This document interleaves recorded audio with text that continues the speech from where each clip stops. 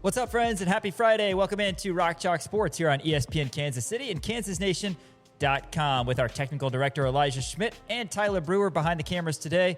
Alongside Dan Courtwright, I'm Sean Kellerman. Thanks for joining us. Another packed show full of content centered around Jayhawk football at Monster Energy Big 12 Football Media Days a little bit earlier this week. Had a lot of content on yesterday's show and even more today. Looking forward to providing that for all of you guys and hope everybody's excited for a hot weekend here in Lawrence. Here in the opening segment, we're going to hear from KU wide receiver Cam Pickett. We had a quick hitter one-on-one with Cam Pickett and Todd Lebo yesterday, but today we're going to see a one-on-one exclusive interview that Cam Pickett had with ESPN Wichita. The ESPN Wichita guys had the opportunity to go down to Frisco, Texas and be at Big 12 Football Media Days and got a few interviews for us to play. We're going to hear from KU interior defensive tackle Blake Herold after that and go over some NBA Summer League stuff from last night. Darren Peterson, AJ DeBonsa did battle, and a few other Jayhawks in action today, of course, as the Summer League runs from July 9th to 19th. But we'll recap what happened yesterday on the hardwood. And then, of course, on Monday's show, we'll let you know everything that went down across the Summer League this upcoming weekend. Following that, it is Sports Stock Market. Ding, ding, ding, ding, ding, ding, ding. What's on tap today, Daniel? Got a lot of fun stuff on here. Got a interesting story about the San Antonio Spurs play-by-play announcer. I don't know if you saw that. Also, some fantasy football stuff. Interesting. You know how much we love talking fantasy football. We do. Also, an update on the Kirk Kriisa thing. We never really followed up on it because when it initially came out, we had talked about it. Oh, I think he got arrested by the FBI. A lot of rumblings were around a point-shaving scandal. Turns out he wasn't shaving points at all. It was way worse than that. Yeah, it wasn't even related to sports gambling, was it? No, This is actually a crazy story. It was way worse than that. Oh, my gosh, it was unbelievable. Also, I have some little hockey talk on there. An interesting story from a name some KU fans might know that I have an inside scoop on, so I'll fill you in on that as well. But a lot of great stuff here on Sports Stock Market. Yeah, Dan Courtwright always keeps you up to breast, as he would say, on everything going on in the world of sports. After that, Shreyas Laddha, Kansas City Star, he's going to sit on that couch right over there and join us here in studio to talk all things basketball and football. I know Shreyas is very, very high on the prospects of Kansas football this upcoming season, so excited to hear how many wins he thinks the Jayhawks will obtain and see the positivity really roll out of the mouth of Shreyas Laddha. That's what he does. If there's anybody who's positive, it's Shreyas. After that, back to Frisco, Texas. It's a one-on-one interview with ESPN Wichita's Pat Strothman and head football coach Lance Leipold from a couple days ago at the Ford Center. And then we're going to close out the show with our KU football opponent outlook. We're going to preview Texas Christian, the Horned Frogs, who have a nice little roster on tap, despite the fact that they're losing Josh Hoover to Indiana. Yeah, Josh Hoover was obviously a big part of TCU last year through maybe, more interceptions that they wanted, but they got rid of their OC. Their OC is now with South Carolina. They brought in a new offensive coordinator. I'll kind of break that down because they brought in UConn's offensive coordinator, a really good offensive coordinator, one of the hottest names kind of in the coaching market over this past offseason, and lands over there in Fort Worth. So interesting stuff there. By the way, TCU, a lot of people forget, they're the only current Big 12 team right now that's played for a college football playoff championship at this point. So, Sonny Dykes, really good coach, brought over some really nice transfers, got a lot of really great returners. So this should be an interesting game. I always like when a game falls on Halloween like this one because then we can do the Crimson and Boo show on the Jayhawk Radio Network. You like that? I came up with that for sure. Hey, let's go to Frisco, Texas right away, though. One-on-one interview, ESPN Wichita and KU wide receiver who we are really excited about, Cam Pickett. We'll rock and roll, okay? All right, here we go in 3, 2, 1. Broadcasting from Big 12 Football Media Days in Frisco, Texas. I'm Pat Strothman. Pleased to be joined by one of the wide receivers from Kansas in Cam Pickett. Cam, glad to have you. How are things going here today in Frisco, Texas? Hard to believe that this is Big 12 Football Media Days, right? It's almost time for football. Yeah, man, the summer's been going fast. Off-season going fast. It's been going well for us. I'm just excited to get to the season. All right, let's go back to last year. Definitely a lot of trials and tribulations, to say the least. But this is your first year as a Kansas football player, transferring in from Ball State. You're trying to get acclimated, trying to really get a feel for everything. That's got to be tough as a guy transferring in. So How would you go about describing last season, and how do you feel going into the 2026 campaign? Well, last season we felt like there was a lot we left on the table, Mm. and so that's been a big emphasis for us this year is finishing games, finishing drives, and we know what we need to do to win games. As a player, it's got to be the most frustrating feeling in the world, doesn't it? Oh, for Just sure. realizing how close you are to getting wins and not being able to finish. How do you go about addressing that as a player to try to actually finish a football game and to get more wins? I mean, as cliche as it may sound, they say like it takes 4 quarters, and it really does. It doesn't matter. You can have a good 3 quarters, but it doesn't mean anything if your fourth quarter is bad because it'll lose you the game, as we've experienced. So Yeah. What were some of the things that you decided, and you're still working on it? It's summer. You're still going to work out. You're still going to put in the work in. It's not like you're stopping now. But what were some of the points of emphasis here in this offseason in order for Cam Pickett to take the next big step and to be a guy who's an all Big 12 caliber, if not all American type of player for 2026? really just focusing on the details, doing the things that'll take me to the next level mentally with football. Mm. Whether it be being able to read certain coverages faster, knowing what to expect from defenses just to give me a little bit more of an edge.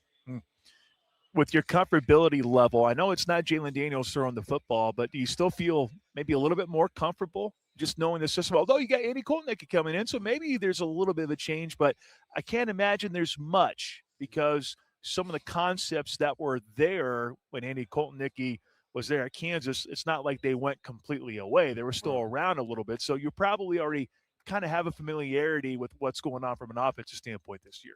Yeah, there's some things that are the same. There's some that's different. Sure. So we just, putting all the good parts together, and really just trying to build off our talent in the locker room. Sure.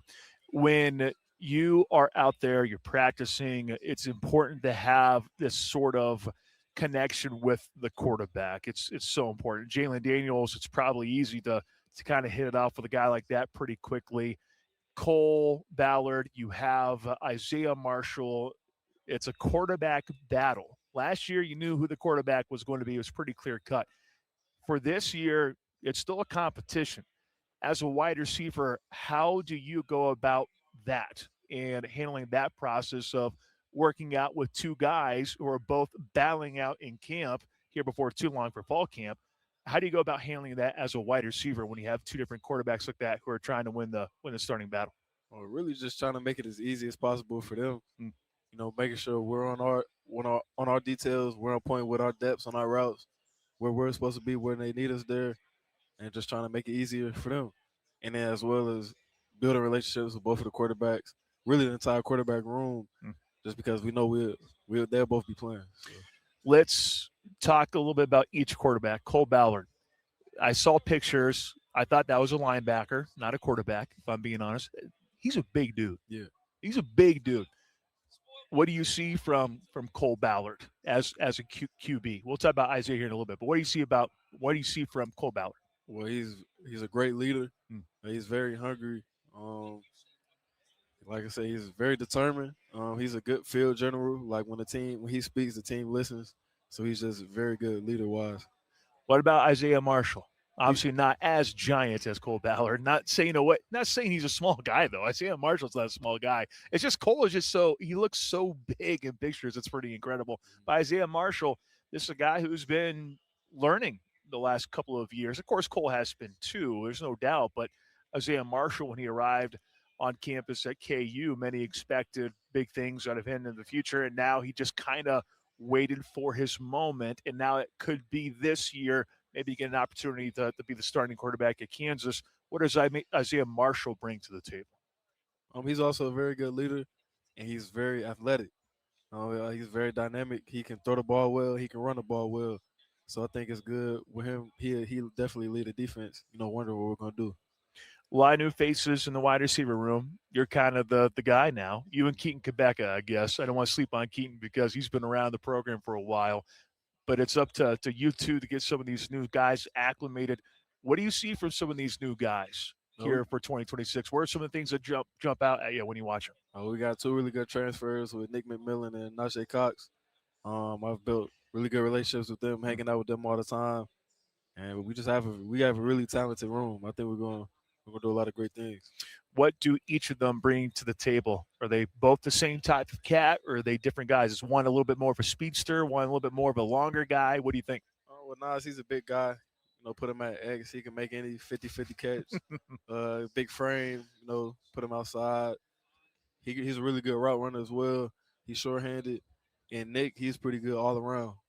Make all the hard catches, run really good routes. He got some speed too. So all of us together, we'll be nice. Good stuff. Andy Kolnicki, I brought him up, a guy who really was a part of the reason why Kansas made this huge jump as a football program. He goes to Penn State. Now he's coming back. So you get a taste of Andy Kolnicki. What have you really experienced with the new offensive coordinator? Although not really new per se, because everyone already knows the guy. So he's not really new, but kind of new for Cam Pickett, I suppose. What are some of the things that really stand out to you with Andy Kolnicki as the offensive coordinator now? Really, he's just very sure in what he does. He believes what he does works. It's worked for us so far with spring practice, and we feel very confident in our offense. We focus, like I said, a lot on the details and expanding our football IQ so that the O-line should know what the receivers are looking at, what they're doing, and the receivers should know what the O-line is looking at and what defensive fronts. So I feel like all of that together will make our offense really good. Coach Leipold said you're not afraid to get a little dirty in terms of blocking. Yes, I do whatever. Do you take a lot of pride in that, though? Yeah, for sure. I love it when coaches say that about wide receivers, saying that guy likes to pick up the lunch pail, put on the hard cap, and we're going to go to work. Yeah. Like most wide receivers, no, just give me the ball and get me in space. I'll catch it. But no. He said, Cam's one of those guys that's willing to get out there and block a little bit. So how much pride are you taking that? Well, it matters a lot because our run game is important because that's what's going to help us as receivers get open. So when we help the run game, a lot of good runs, then that makes it that much easier for a receiver to have a good game because now they know it's a run threat as well. Primarily, you deal with wide receivers and probably a little bit with the tight ends as well. But we, from Wichita, so I have to bring up Dylan Edwards in the backfield, a guy who's kind of been around, but now he's got a new home there in Kansas. How has Dylan Edwards blended in with this offensive unit, and what can he bring to the table to take this offense to the next level here for 2026? Yeah, he brings a lot for our offense because he's a very dynamic player, as many people know.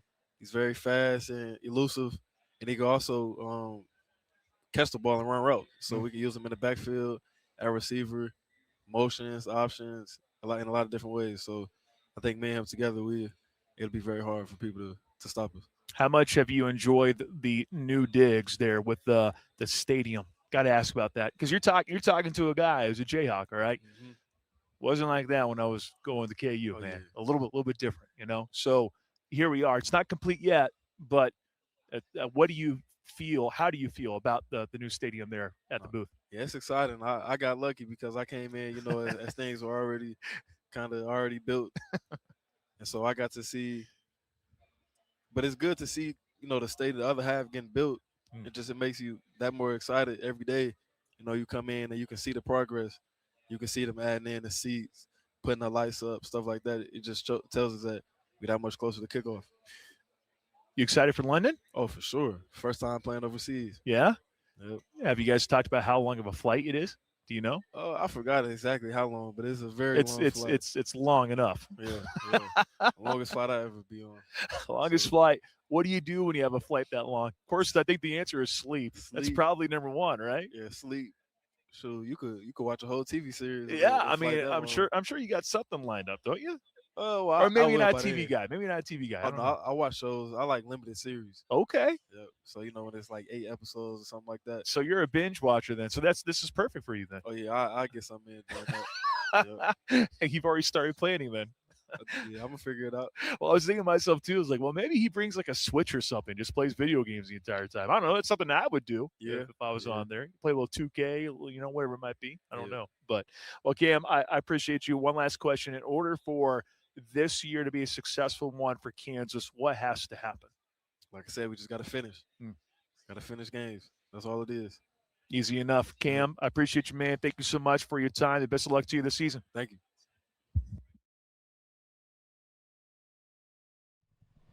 That's KU wide receiver Cam Pickett earlier this week with ESPN Wichita. Hey, spring and summer are made for backyard fun. If you're like me and you've got kids running outside through the grass, nothing ruins time outside faster than fleas, ticks, and chiggers. That's why families trust Custom Lawn and Landscape to keep their lawns beautiful and protected all season long. They've got a home insect control program to help defend your yard from those pesky bugs so your pets and loved ones can enjoy the outdoors more comfortably and safely. Your first application with Custom Lawn and Landscape is absolutely free. A simple way to take back your backyard this spring and summer. Visit CustomLawn.com to schedule your free first application with a seasonal insect control program. Custom Lawn and Landscape, helping you love your lawn without the bugs. We've got more KU football coverage coming up here on Rock Chalk Sports. Going to hear a one-on-one conversation, ESPN Wichita, with Blake Herold, KU's defensive tackle, who was really an impact player last year, kind of came out of nowhere to become one of the better defensive linemen for the Jayhawks. So we're going to hear from him next segment, talk a little NBA Summer League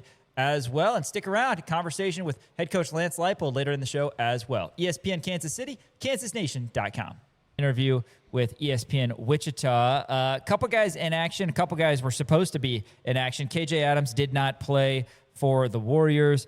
That's frustrating when you are on a team and you have a DNP. I get it. The rosters are big, that sort of thing. But Zeke Mayo didn't play either for the Hawks. Dan, he just had 3 threes and 11 points in 14 minutes. I know. I have a theory about this. Okay. So he had 3 threes in 14 minutes. The Atlanta Hawks are not playing him so that they don't want anybody else to try to sign him. Keep him in the dark. Hold on to him. Say, this is our secret weapon. We don't want anybody to take him away, and then they're going to sign him, and then he's going to lead them to the NBA Finals. That's got to be it, man. I think that's it. Melvin Council also did not play.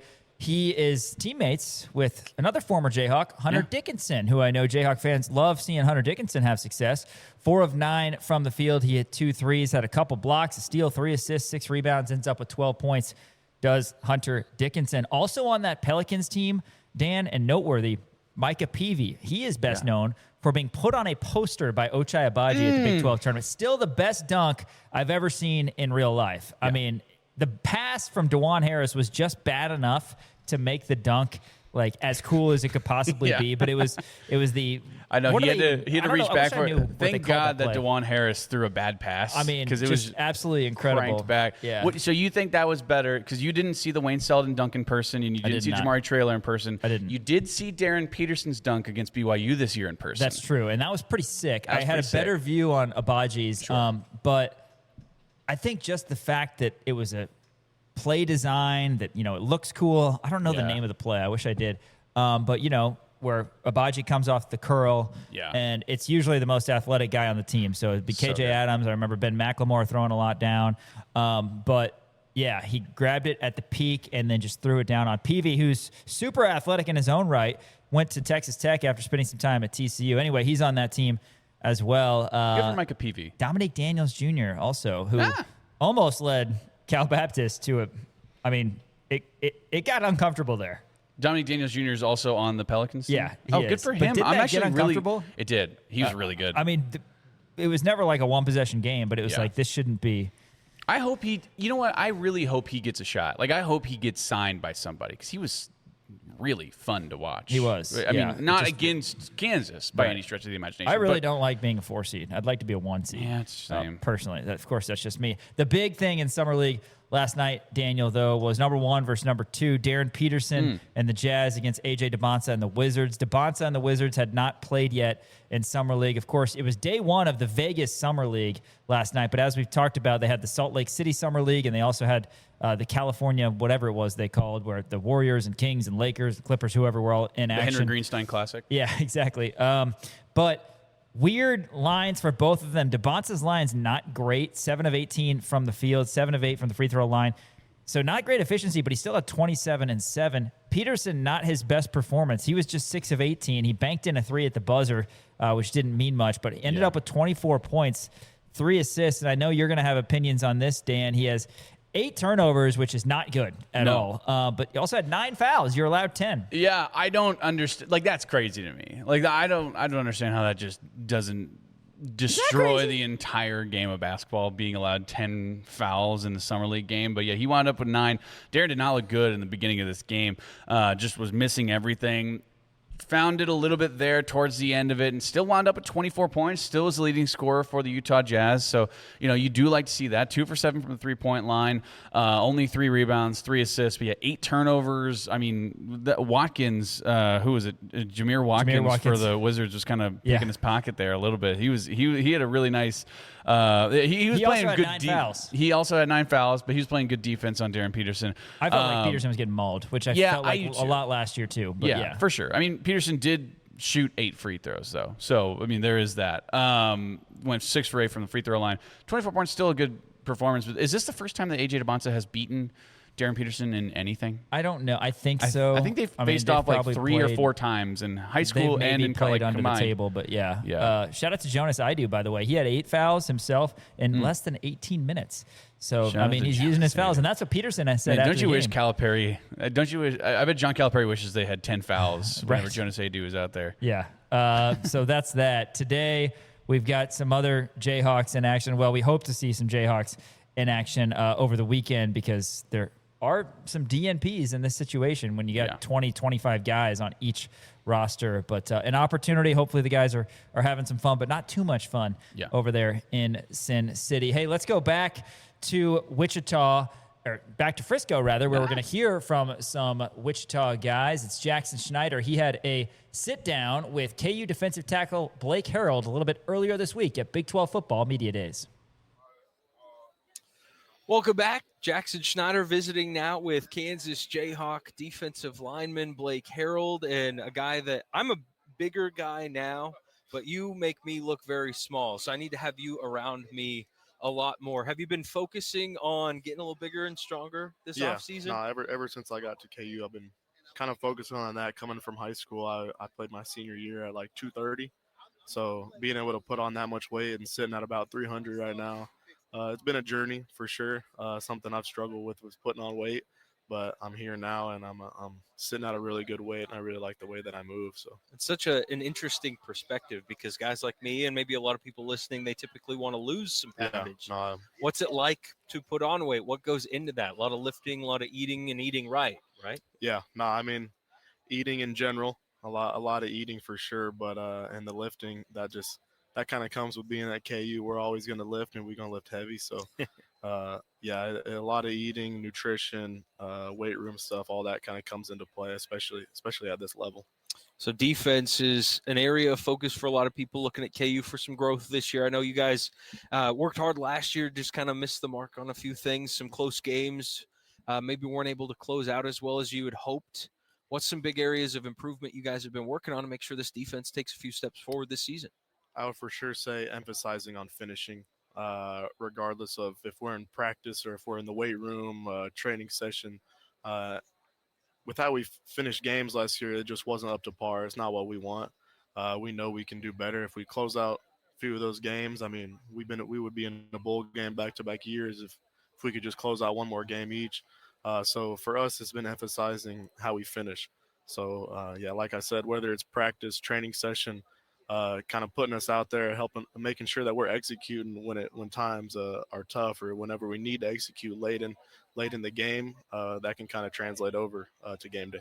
A couple other your defensive teammates are here, Trey and Leroy, right? So, and hopefully I'm not forgetting anybody, but you guys all, I know, are very motivated, and like we said, defense is an area of emphasis, but what's it like having you guys as a core group of leaders? Both, you told me earlier you're kind of working on being a more vocal leader, but your leadership on the field probably speaks for itself, and you got good guys around you to help lead the charge, right? Yeah, no, it's been a great journey working on our leadership, all three of us. I can't say all three of us were ever very vocal, especially when we first got here. So kind of taking that challenge upon each of us, because DK always tells us this defense will only go as far as we take it.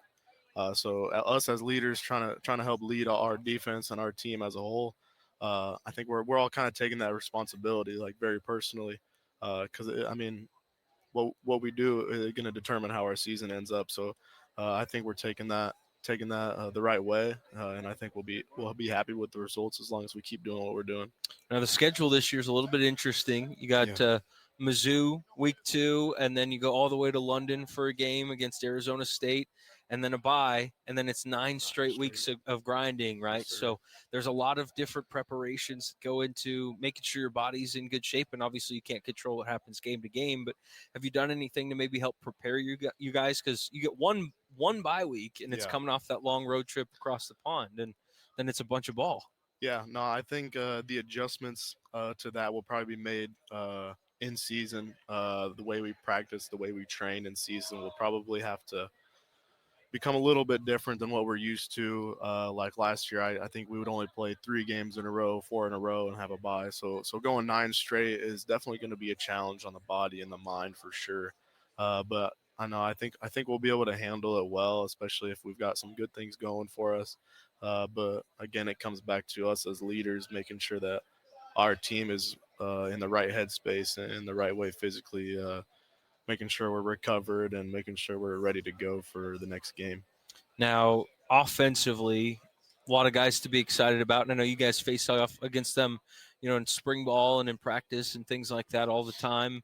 What should fans be excited for about the offense that you face every day? I think they should be excited about the multiplicity of it. I think Coach K does such a great job shifting and motioning and all the formations and crazy stuff that he does. I think it's just so fun for me, I guess, or anybody that enjoys football or understands the schematics of it to see everything that goes on in just one play that he's running. There might be 70 plays, and he might never run the same formation twice. So I think that as a fan, I think you should just watch closely what the offense is doing each play and just see how different it really is. Can you speak to what things like that do to a defense and how much more complicated it makes your job just in being prepared or trying to know what's coming? Yeah, so every time you make a shift or something, that has to be communicated on the defensive side. So if he's got 2 tight ends or like a down and a wing, and he shifts them both over to one side, we have to check into something or communicate that. And then he shifts one back over, we got to check into something else and communicate that. So them being so multiple is just going to confuse defenses really, get people thinking, and then the ball snapped, and then you're thinking about the formation or the adjustment, and then you're not playing football. So them getting people out of position, getting people thinking, people confused and stuff like that it's going to be so good for our offense and our team as a whole. Now, what's it been like for you and your teammates to see the changes in the stadium? I know last year was really cool to get to see half of it, done, and now they're putting in work on the other side, and it won't be finished before the season this year, but you've gotten to watch that whole process kind of come together and some changes in facility as well. What has that experience been like just to see the growth in the stadium? It's been great. Definitely some rough times having no weight room or having no nutrition area or lunchroom, stuff like that.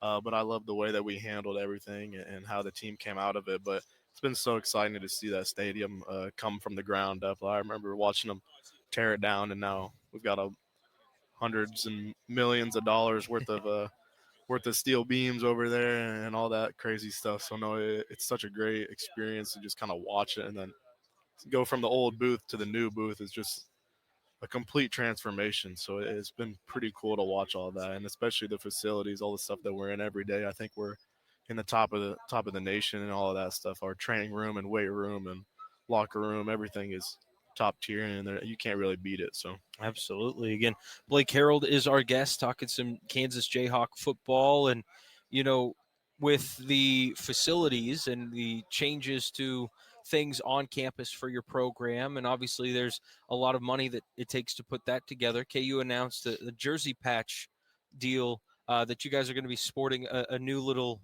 red and blue, I guess, depending on your uniform color that day, because you guys have a bunch.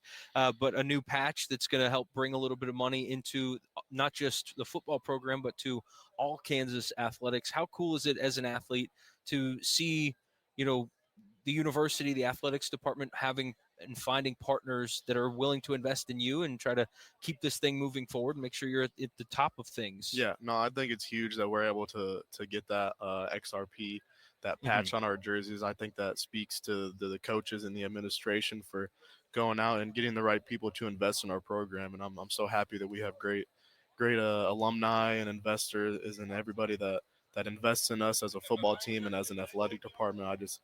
You just can't be grateful enough for all those people that that pour out all their time and their energy and their money into us just to see us win football games and stuff like that.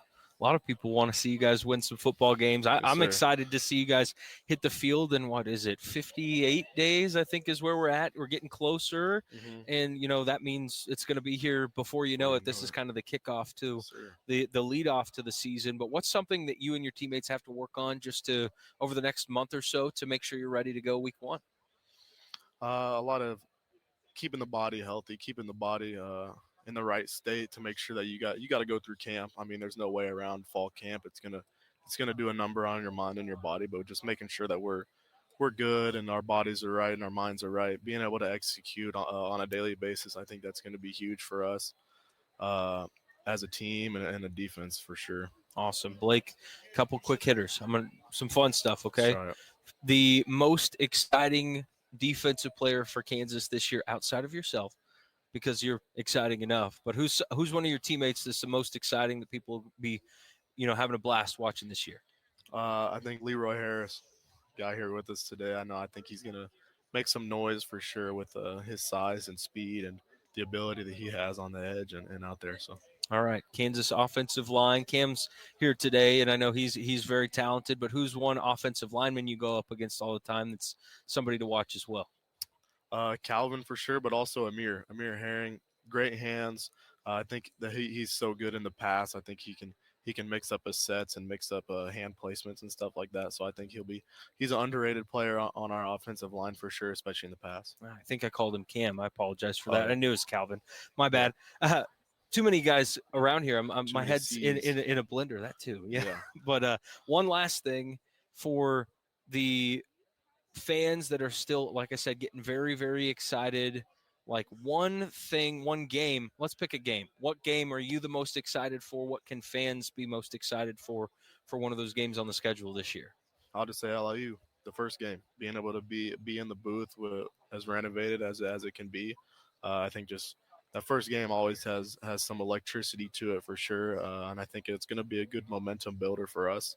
If we can go out there and get the W, and then we move on to game 2 and take it game by game, and then before you know it, you're game 12 and you're playing for the chip. So, all right, Blake, I appreciate the time today, man. Enjoy your time. I know it's been a long day for you, but enjoy it. Take it all in, and we'll talk again soon. Yes, sir. Appreciate it. Blake Herold, Kansas Jayhawk defensive lineman. We'll take a break and be back with more right after this. At Big 12 football media days, KU defensive tackle Blake Herold one-on-one with ESPN Wichita. Dan, he really burst on the scene last year, the pride of Shenandoah, Iowa. It was a year where Kansas thought going into it they were going to be relying heavily on the law firm of Withers and Dunn, and those guys certainly had their moments, but Blake Herold really, from an interior lineman standpoint, became the best of the bunch last year. Yeah, I mean, he was kind of a surprise, right? I mean, you look at the two biggest surprises maybe on Kansas football last year, it was probably Blake Herold and Leroy Harris, and both those guys on the defensive line, both those guys are coming back, and you didn't think Blake Herold would get a lot of run last year because, like you said, you did have the law firm of Dunn and Withers. You also had Keenan Caldwell back there as well, and now Blake Herold kind of emerged as kind of one of the best. He had 43 total tackles last year, 19 solo tackles, 2 sacks. He had a forced fumble and a fumble recovery.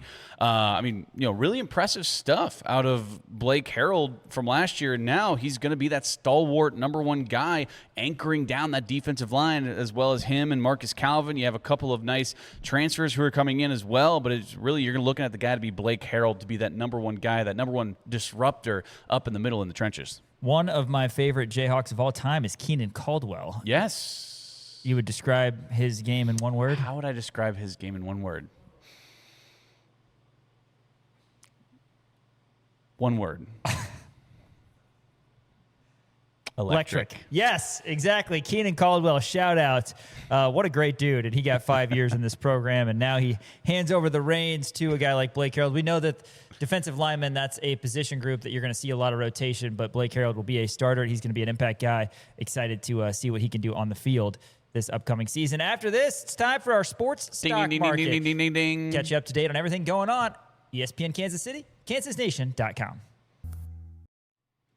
Welcome back. Dan, talk to everybody about custom lawn and landscape before our Ding, ding, ding, ding. I would love to tell you about Custom Lawn Landscapes. Spring and summertime, they are made for backyard fun. If you're like Sean, you got kids running around through the grass. If you're like me, you got dogs chasing tennis balls or, eating my lawnmower, then you know that backyard fun is the best part about the spring and summer, and nothing ruins time outside faster than fleas, ticks, and chiggers. And that's why you can trust Custom Lawn Landscape to help keep your lawn beautiful and protected all season long. Their home insect control program helps defend your yard from those pesky bugs so your pets and loved ones can enjoy the outdoors more comfortably and safely. And right now, when you sign up for the season, your first application is 100% free, Sean. You heard me right. I said free for your first application. It's a simple way to take back your backyard this spring and summer. You can visit CustomLawn.com to schedule your first free application with a seasonal insect control program. Custom Lawn and Landscape, helping you love your lawn without the bugs. Sports stock market. Let's start with the big news regarding the NCAA tournament. As you know, Dan, I have a decent list of things that I love in the world. And, my daughters. Sure. My wife. Yeah. Other members of my family. Wife, what's her name? Other members of my family as well. But Sure. the NCAA tournament Of course. is up there near the top. And we have officially found the other opening round site for the NCAA tournament, 27 and 28. And it is the biggest city in God's favorite state. That's right. It's the biggest city in Kansas, down in Wichita. Stocks up on Koch Industries. Wichita State. They're going to be hosting first round of the NCAA tournament. This is big news, I think, for 27 and 28 because of the fact that now you have a local, and granted, Kansas has gotten the short end of the stick. Maybe short end of the stick is not the right way to put this, but Kansas has not played well enough to be able to get a relatively regional site because, you go to Providence or you go to San Diego and you're a 4 seed or a 7 seed or whatever it may be. If Kansas can get back to that line of being 3 and up, you have a really good shot in terms of staying local and staying in the state, which I absolutely love. Right, but this is for the expansion round. Oh, this is for the expansion round. So Never mind. This is when it goes from 68 to 76 teams. So Wichita is going to get the hosting rights of the opening round of the 27 and 28 Division I men's basketball championships alongside Dayton. So both teams on the Tuesday and Wednesday of the NCAA tournament right after Selection Sunday will get 3 games each day. Okay. So that, of course, was incredibly wrong about that. Necessitated by the decision in May to expand the tournament from 68 to 76. Yeah, Wichita has hosted, and I'm sure will continue in the future to host first and second round games. But in terms of this new opening round, which is taking place of the first 4, which is now officially dead, Wichita and Dayton. I was thinking maybe they would have this out west somewhere because in terms of staggering the game times, but why not keep it in the middle, somewhat local? Makes sense. As Dayton is, and again, Kansas and Kansas City, the Midwest in general, they're all big basketball towns, and you get a lot of people. I mean, we see in the Big 12 tournament every year. The Big 12 has expanded west, they've expanded east. The Big 12 tournament stays in Kansas City because Kansas City does a great job, and because there's a great following, not only of the local teams, but other people like coming to KC because KC does it right. But yeah, Wichita has hosted tournaments all the way back to the 1956 season. And, just a lot to like about this. And, again, 3 games hosted by both Wichita and Dayton on both Tuesday and Wednesday of the NCAA tournament. So very exciting. There's going to be 6 games each day instead of 2 games. I like this because it's more basketball before you get down to 64 teams beginning Thursday. Thursday and Friday will remain the best 2 days in the calendar year. And then once you whittle it down to 64 teams, that almost feels like the perfect number, right? I don't think so. You don't think so? No, because you don't think 64 seems like the perfect number when it gets whittled down to on Tuesday, Wednesday. The other reason that makes sense, honestly, as I'm thinking through this, is you don't know what part of the country the play-in teams will come from. Sure. So make it somewhat fair. Absolutely. Right? To where if you've got Washington State and you've got Florida State. UCF, or something. We'll see in Wichita. That makes sense. We'll see in Dayton. So, because you don't have a big turnaround. Selection Sunday is Sunday at 5 p.m., and you might be playing on Tuesday. So you can't exactly, send San Diego State to Philly if Philly were chosen as one of these. So, yeah, I'm excited about that. Good for the state of Kansas. Yeah, I guess getting one of the opening round sites. In a world where everything is stretched out all the way across the United States, I mean, it certainly makes sense to have it in a centralized location like Wichita State. And Charles Koch Arena is actually a really nice arena. I've been there a few times, and it's kind of perfect for hosting something like this. So yeah, I really like this. And if you want to watch some high level basketball in the NCAA tournament in the now new opening round, no longer the first 4, but the new opening round. Are they going to change it to like the first 12 or whatever? I think opening round, and then you're going to have first round, second round. That's so stupid. That's the plan. Opening round, first round, second round. Yep. I mean, just call it the first round. And just call the other. I don't know. Whatever. Next up, I want to hear about your fantasy football team. Yes. Oh, stocks up on your wildest fantasies. Yahoo Sports, they are starting a new college fantasy football league. This is awesome. I'm surprised it's taken this long. Me too. And there have been other. So this isn't a new concept because I know of people who have done college fantasy football before, but it's all been like pen and paper and like throughout their own thing.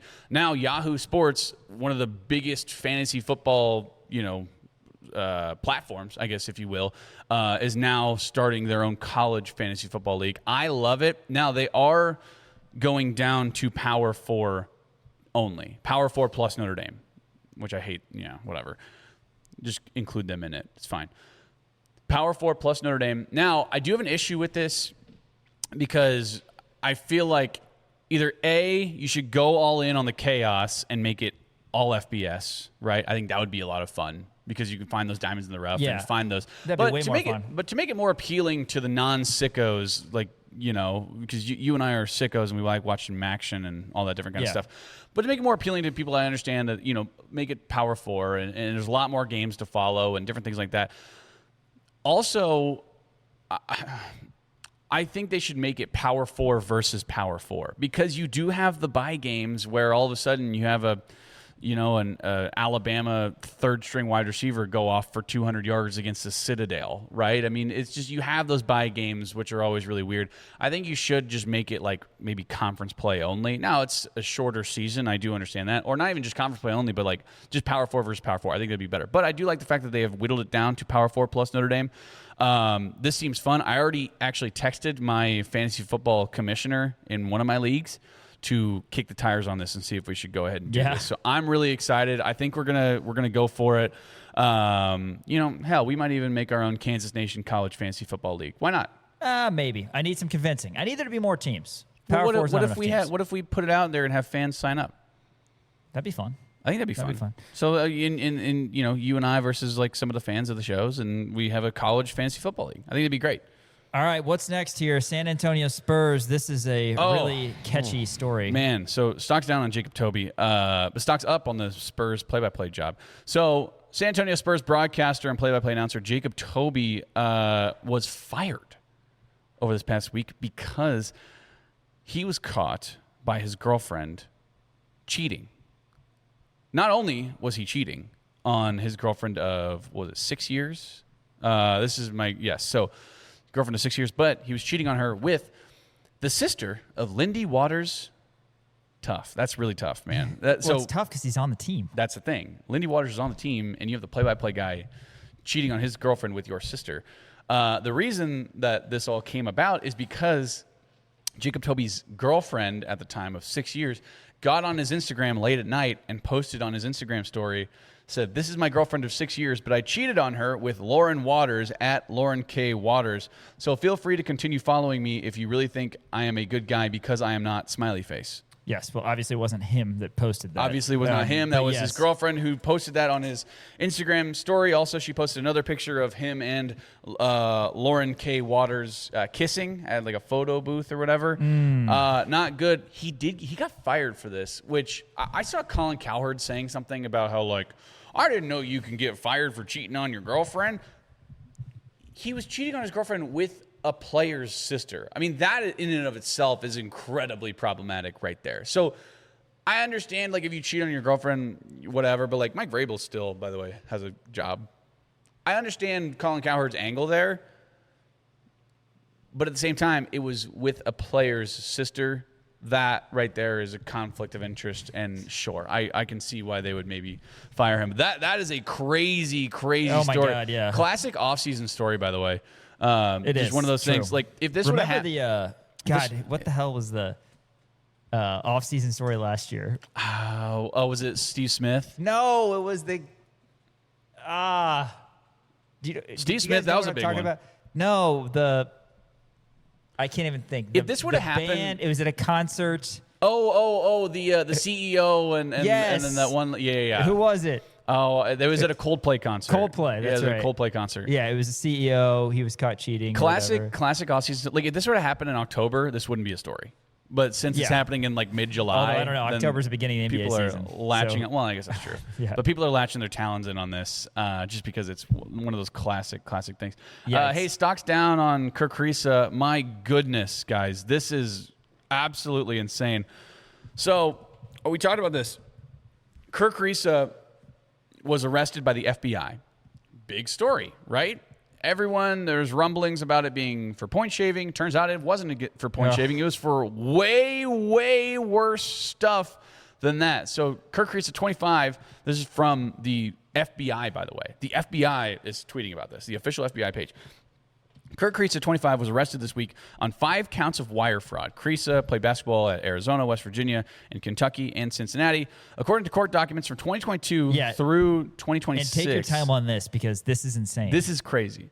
According to court documents from 2022 through 2026, Risa allegedly carried out a scheme to obtain nearly $2.2 million from multiple victims using false representation, fabricated identities, and deceptive communication. The indictment alleges that Risa posed as various individuals, including fictional contacts and family members, and falsely claimed that he and his family were in danger and that his mother needed cancer treatment or that family property required urgent financial support. So this guy was literally reaching out to people saying, hey, my mom has cancer, or I am actually Kirk Risa's mom and I have cancer. Send me money now. Or, oh, hey, my family property is about to be taken. I need you to send me money right now. This guy literally had like a scheme going on where he was reaching out to people and being like, hey, send me money. He got $2.2 million. 5 counts of wire fraud. That's a lot of stupid people. A lot of stupid people. Well, there's a lot of stupid people out there. Oh, yeah. My God. Getting caught in one of these scams. It's interesting how this story has changed because people? It started and people assumed it was basketball related. It's not even sports related, and it wasn't just when he was at West Virginia, which I think was the original thought. Yeah. Arizona, WVU, Kentucky, Cincinnati. The entire time he was in college, 2022 to 2026, he was doing this. I have no idea how he got away with this for so long. I don't know. But yeah, FBI, man, putting out the official statement. I mean, you know it's legit when like the FBI is tweeting about you. Like that's unbelievable. Like there's no way he's getting out of this. It's just insane. I really thought it was going to be one of those like, oh, he's point shaving or whatever. But how much was he making in NIL? I mean, he was probably making a good chunk of change in NIL, decent, right? Because every time he entered the transfer portal, he was one of the top names.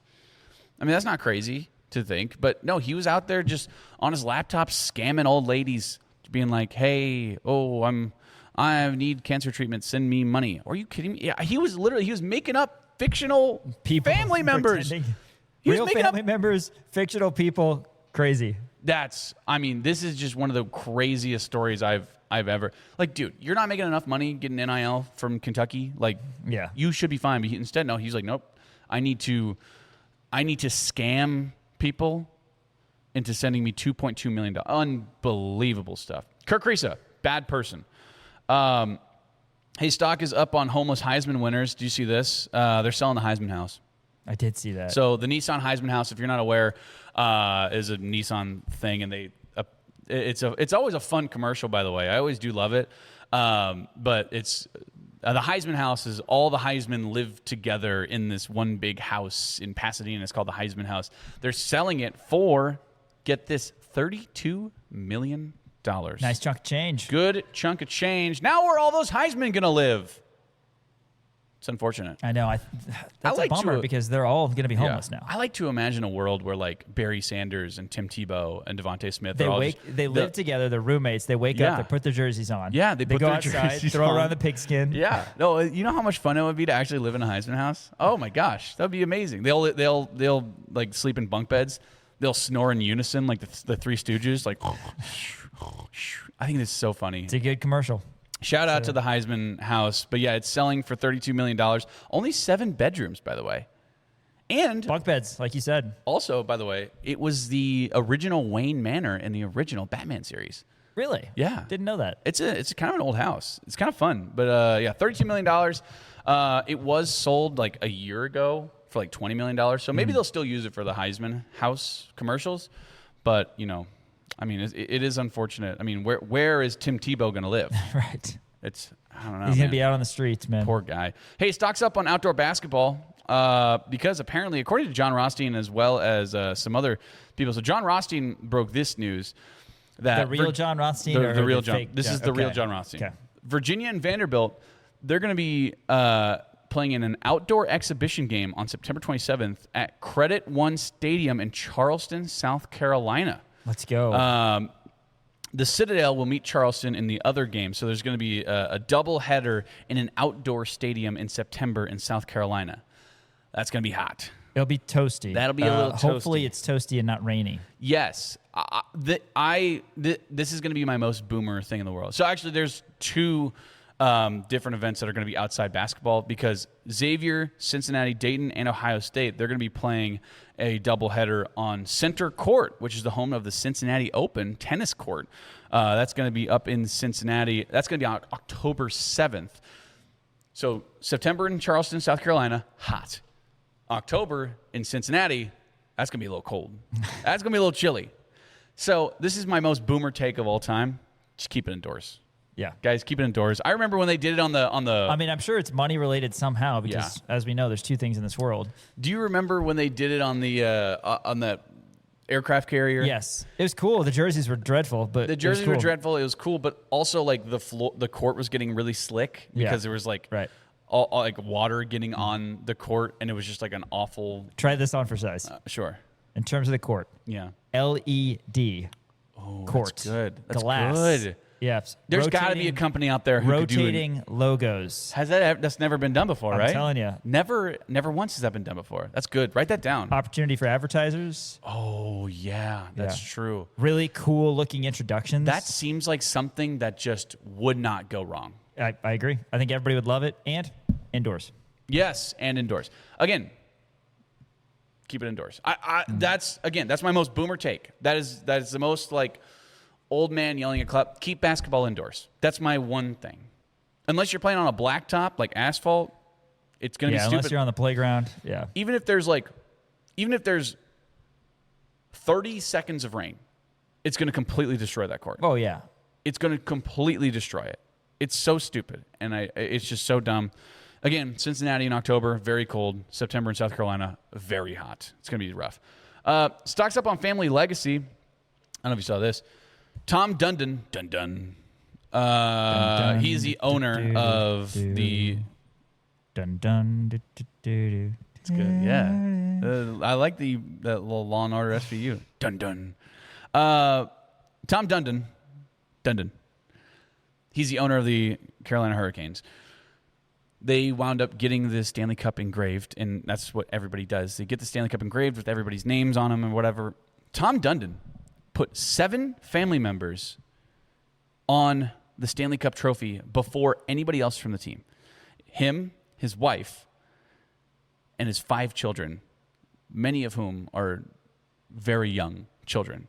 And then everybody else for the team.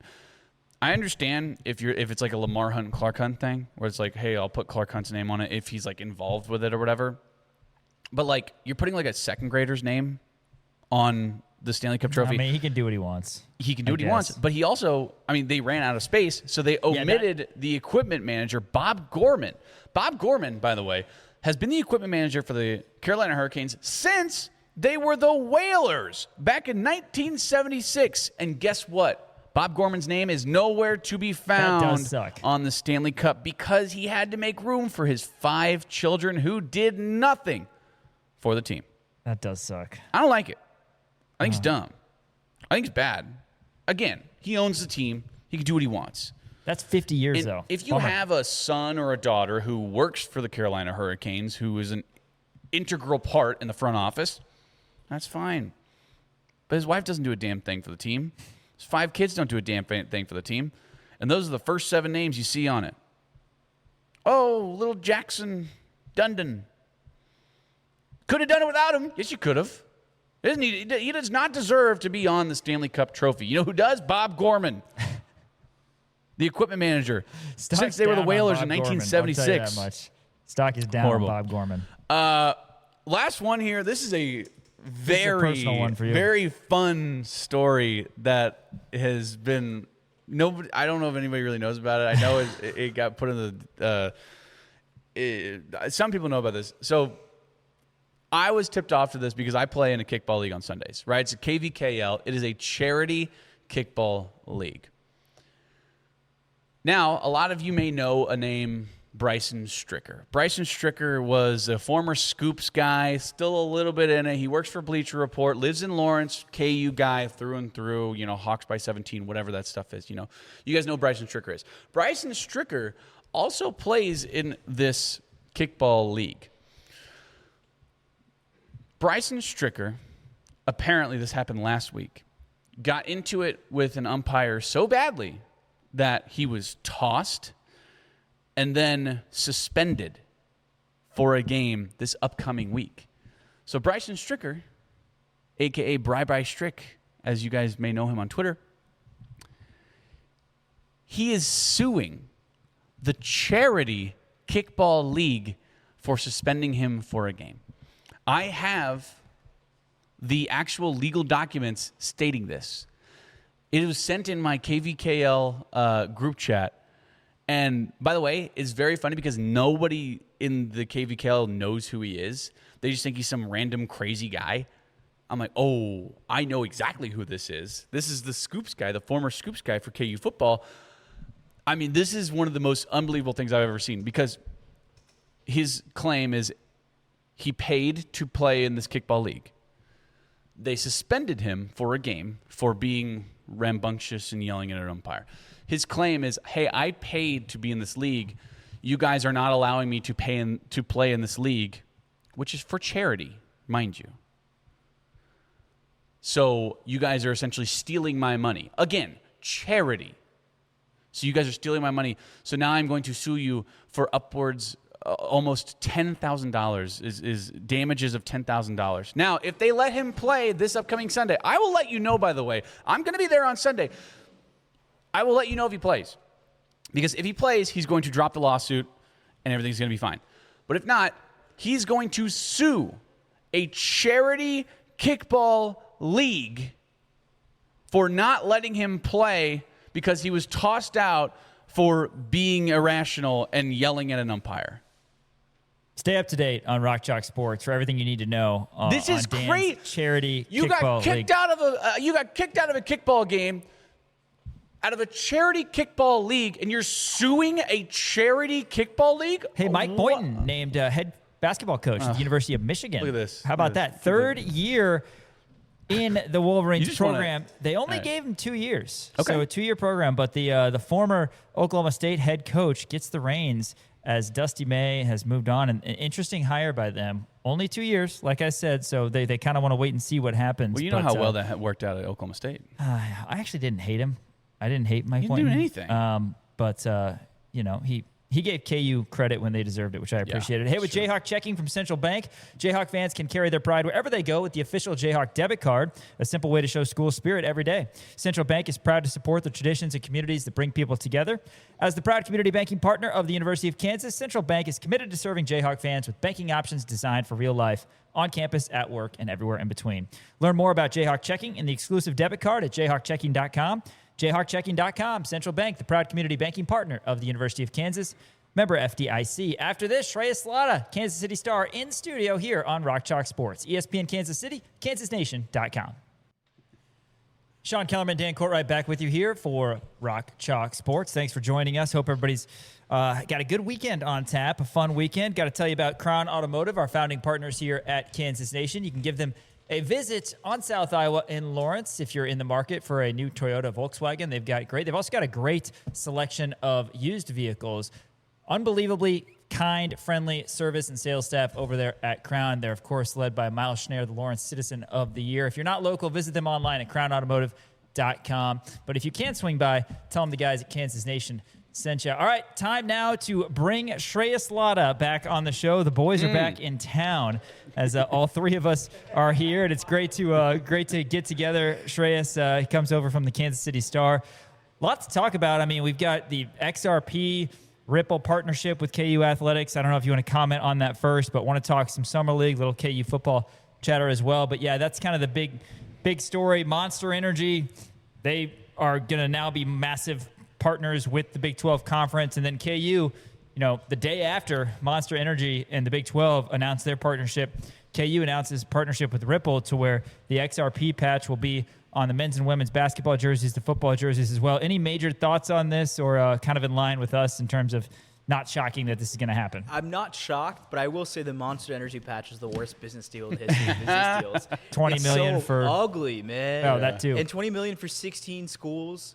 I heard it's going to be green too. Yeah, they're not even going to match Pantones. Yeah. And I'm like, and it's going to be on Allen Fieldhouse. It's going to be in David Booth, the Kansas Memorial. Can you not, I said this on the KCSM podcast. It's one thing to have a deal, to make money, to be called the Big 12 Monster Conference, Big 12 Monster Conference Championship, whatever. It's another thing to get royally screwed. Would the SEC, the Big 10, heck, even the ACC pick up the phone for $20 million? No. No. Brett Yormark obviously has a buddy that works in Monster, and they have a sweetheart deal. That's the only conclusion I can come up with.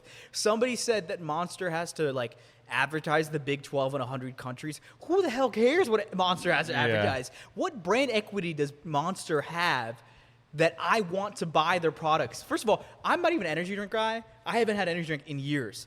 But I'm not buying Monster Energy. I'm going to Red Bull. Yeah. That's the one that has brand equity in my mind. See, this is all targeted towards Sean, by the way. Sean's a big Monster Energy He drink really guy. looks like a big energy Elijah, guy. I'm not gonna Elijah lie. and Tyler know this, and I hope the Big 12 is not listening. I'm a Rockstar sugar-free. You always Rockstar assume sugar I'm free. Monster. Yeah. Zero Man. cal is the way to I'm go. a Rockstar sugar-free. I'm not going to lie with you. I tried one recently because I had to drive to the airport at 3:30 a.m. I took a sip, and I kept the rest in my fridge. I'm like, you know what? I'm going to just chew some gum. Yeah. I did not like the taste of that. But Which one was it? It was the zero sugar because I'm not going Rockstar? to drink my whatever. Yeah, that's so and I was like, funny. I'm not going to drink my calories. It's zero sugar only. Okay. I'm a little higher in the XCRP. They're making a significant amount of money. I was told from a source. I knew about it a week beforehand, and I was like, I think it's the first of its kind, which it is. Yeah. Cryptocurrency. I said this on the KCSM pod yesterday. It's I'm a lot higher on it for two reasons. One, the money is significantly more than you're getting from Monster. And two, more importantly, the guy who's the CEO of Ripple is a Kansas alum that has already donated a crap ton of money. $35 million for the David Booth Kansas Memorial Stadium. I think $1.5 million when they made a NIL fund, the Mass Strategies back in 2022. So it's kind of like the devil you know versus the devil you don't, right? I personally think, I'm not a crypto guy. I don't know if you guys are crypto guys. I don't know anything about it. I had Bitcoin in 2020. It's just kind of sitting in my stock portfolio. I don't really know what to do with it, to be honest. That's probably pretty good. Yeah, right? well, I mean, it's not even a full singular Bitcoin. I just bought a couple $100 worth, and now it's worth $1,500. I'm like, well, that's cool, I guess. Yeah, But let's go. I have no idea what I'm doing. I personally think if you're a crypto guy, or if you're into this NFTs and stuff like that, I think you need a hobby. Personally, Yeah. I think it's time to get into something else. Sorry to NFT crypto guys out there, but get a life. It's like people who are super into AI. I think I kind of put them in the same boat. I'm like, God, man, touch some tech grass. trends kind of Let's thing. touch some grass, guys. Touch some grass. Look, if you look into that Ripple company, they're clearly some things that are not great there. They have campaigned for the current president a lot. However you feel about that, I'm not going to make a comment on that. And they are clearly involved with potential rug pulls. I don't even know you guys how much you Fun. pay attention to rug pulls. You know what Yeah. rug pulls are? I barely know what you're talking about. By Yeah, the way. I only know because I am so stupid. I'm the most financially illiterate Yeah, but person this you'll is ever not meet. financial advice, man. No, fair, yeah. If you're smart, you're just investing the same 5 stocks like everybody else. Sure. Like that's what I do. Right. I just ask my finance friends. I'm like, what do I should invest in? And they tell me. I'm like, okay, monkey do monkey. It's kind of how I am. yeah. Like but yeah, I don't know. It's weird, but this is the new age of college athletics. Can't wait to have bumper to bumper logos one day. Anything for the NIL, folks. Anything for the NIL. They're making a significant amount of NIL money on this XRP deal. And drink Monster Energy. This is not a sponsored. Right. Yeah, I mean, but again, that's the world we're moving towards, and I kind of explained it like this: it's like that's the way that you keep up with the Joneses in this world. And that's what I was told from the KU source I talked to. That's what Goff talked about. Yeah. Like clearly, the bottom line is money that helps the student athletes, and as long as it's semi-ethical, it's good enough. Right, absolutely. And plus, again, they're matching the Pantones. Yeah, like that's what makes that's huge. The green Monster. Yes, it's not gonna look good, but you get the crimson I don't and the blue. understand why Monster's not matching it because they can go match. Like Monster has 100 flavors. Or Oh something, yeah, and don't they? all different colors on the cans. Like they clearly probably have a Jayhawk. They could do that, blue, yeah. whatever. Right. No, absolutely. I mean, yeah, it's interesting. It's gonna be weird, but it's gonna be one of those things you just kind of forget about, like the FNBO logo. I wasn't crazy about it, and then after a while, I just kind of forgot about it. Yeah, was the FNBO logo on the actual jersey? It's not on the jersey. No, it's not on the jersey, but it's on the So court. we're gonna definitely and see it's that. green. It's ugly. The XRP thing is a little less okay, whatever. Yeah. But the green Monster. It's not logo, big. It's not flashy. I It's also not. just don't Yeah. understand. This is such a stupid brand associated with the Big 12. I'm like, couldn't they get literally anyone else? Well, I remember they were talking about it with Allstate, probably I mean, that's two a and a better half, brand. maybe 2 years ago, and they were like, "Oh, it's gonna be like $1 billion thing," and then all of a sudden it's Monster and it's $20 million. You're like, oh. Yeah, well, Feels why like don't a they get CeraVe or step something like that? down, We're gonna maybe. just have interesting brands. Why don't we have skin moisturizer, facial company, CeraVe or something like that? The Jones barbecue foot massage. Yeah, I don't know, yeah, something no, what brand equity do you want associated with Monster? It's kind of like the Big 12 with the WWE. I like the WWE, but the overlapping parts between a WWE fan and a person who drinks Monster is a little too much overlap. for my taste. that I also Venn watch diagram's the a Big circle. 12. Yeah, it's a circle. It's a circle. For sure. Shreyas, want to talk a little actual sports with you, I guess. As you know, you've been, Darren Peterson, follower this entire time throughout. Well, I mean, you've been covering him. Yes, you're the guy. In terms of what you've seen from him in the summer league, which the first few games were awesome, right? Yeah. I mean, he put up 28 in one game. There was another game he had 12 assists, and then you watch yesterday's game against AJ DeBonsa. 8 turnovers, 9 fouls. He still managed to have 24 points, but I guess, what are you seeing out of Darren as of right now? And then maybe comment on some of the other guys too, because we're seeing Trey White get some run. We saw KJ Adams get some run. It's been kind of fun to watch this summer league. Well, Darren, for the most part, looks pretty much as expected. I mean, he stunk up the joint yesterday, but so did AJ. They were having homage to Kobe out there with how many shots they missed, and he scored 24 for Kobe. It was one of those things that, look, did you see the comment of him talking about afterwards? I was like, I did. I didn't look too far. I don't think it's that deep. So I think it was taken The out of actual context. Clip makes it not that deep. Yeah. But when it's blasted over social media in all capital letters, giant font, then yeah. I think it was. I think he was saying he didn't experience being on the ball as much as opposed to not experiencing the happiness at clearly Kansas. Clearly, he wants to be a point guard, but he's not ready for that. He had nine turnovers this game. 8 turnovers, He had 8 turnovers the first game or two. He was really good the second game with 12 assists. He's going to have a lot of growing pains. I think he's looked as advertised. He looks, candidly, those first 2 games, I was just sitting there like, man, what a shame we didn't get this at Absolutely. Kansas outside of 4 games in the first half. I'm like, I was texting buddy. I was like, we'll never forget Oklahoma State first half. We'll never forget the BYU first half. Texas Tech, that the Louisville end. first half. The Texas Tech second half. ending. Oh my gosh. We'll never forget TCU before he had to sit out overtime because Right. of cramps. Yeah. Oh, that's a forgotten about one too. He's good in that TCU I just game. think about it. I was like, there's just the Darren Peterson experience at Kansas was specific moments and halves, and never a full game outside of maybe 1 or 2. Yeah. Which is a dang shame. He's gonna be really, really good in the NBA. I think he's gonna be a superstar. I said as long as he's healthy, he's going to be, I think, the best guy in the class. AJ looks really good too. I think his debut yesterday was great. I'm excited for them, but also the guys I'm excited for, Trey White. He's done pretty good. He had 9 rebounds the other day. I was like, oh, okay, Trey, I see you. You know, you don't see him getting this thing. Like, he looked comfortable out there. It's kind of what you need to see from these guys, right? Like, they're contributing when they're out there. KJ Adams has his first dunk. I was like, that was kind of a nice dunk for somebody who hasn't played basketball in like 16, coming off a 17 torn months. Achilles. Yeah. It was a good dunk. DeJuan Harris is playing some summer league. I don't know how much he's played, but it's good to see him on a roster. Like, I'm rooting for all these guys because they're all good dudes, and you know, you hope and wish them the best. But the Darian Peterson summer league experience, honestly, has just been to me the biggest. Man, what could have been at Kansas? Yeah. Zeke Mayo, also a guy who's playing for the Hawks. Do you like his opportunity? I mean, so many guys on a summer league roster, but he played 14 minutes the other day, had 11 points, 3 of 4 threes. I mean, kind of the same deal with White. Like, you got to be who you are, which is guys who can hit threes. Do they legitimately have a chance, those two in particular, to make an NBA roster? Because the other guys we like too, but it seems like the three-point shooting ability is most crucial. I think Trey has a bigger chance than Zeke, mostly because of the height. Like, he can give them something besides just shooting if needed. I think Zeke is like that perennial, like, G League overseas type player. Yeah. Like, maybe he gets called in and out, but like, I just don't see Zeke Mayo as a guy who's going to be playing in the NBA, like, real minutes, unless he drastically improves his shooting / he can't get him off the floor because he scores from everywhere. I just don't think he is that at this point in time. Yeah. Shreyas Laddha from Kansas City Star, also from KCSN Payhe Podcast with our good friend Nick Springer.